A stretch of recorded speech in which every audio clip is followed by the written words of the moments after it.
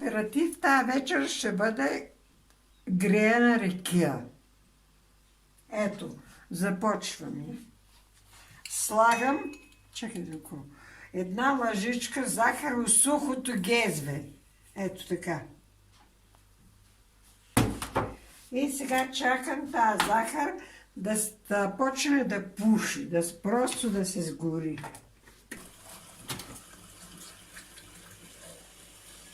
Ето така. Сега захарта е готова. Сега слагам мед. Да кажем 150 грама. Всеки може да сгрее колко му трябва. Това не е речено да е толкова. На кой колко му трябва, толкова може да си сгрее. Е много силна ракията, понеже нашата е от няколко години тази ракия. Е много силна. И сипам малко, да кажем, 2-30 грама водичка. Малко да я разварим. Ето така.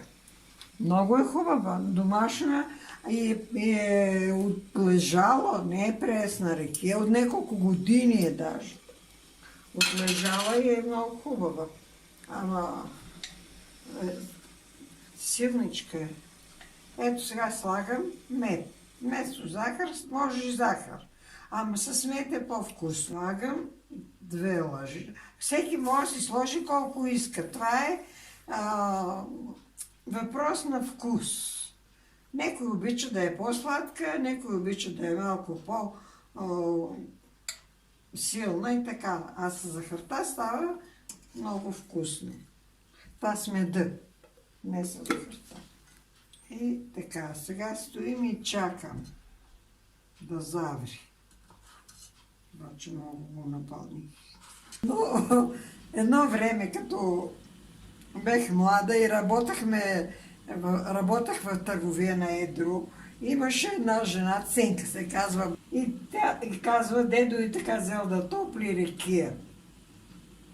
Обаче вика, пустата ракия като пламна, като спреле и се запали, вика, на печката, и дедо гръбна шапката, залупи това гезвето да изгаси ракията, плана му шапката. Той гръбна, вика, се лупи мачката.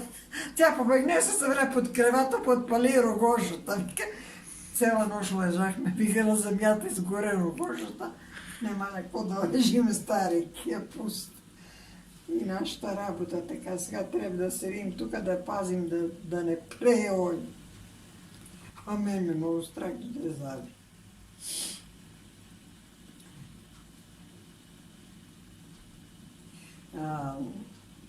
Е така, като стоплим ракия и одим у пенсионерски клуб. Сега,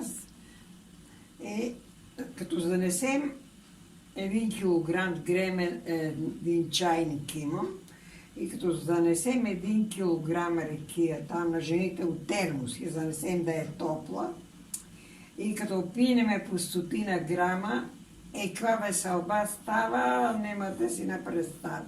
И аз съм на 86, ама и другите не са по-млади от мене, и става чудо. Весели.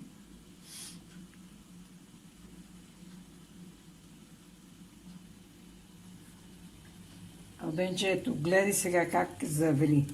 Трябва хубаво да преври. Разбираш ли? Ето.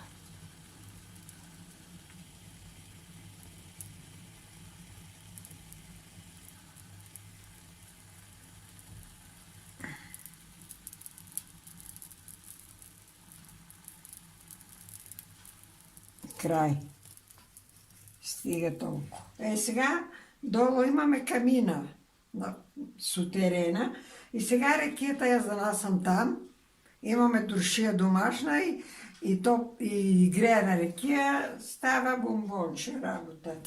Това е греената ракия, която топлихме до сега. Ето и мезетата, на здраве. Шукаме и си пием и се веселим.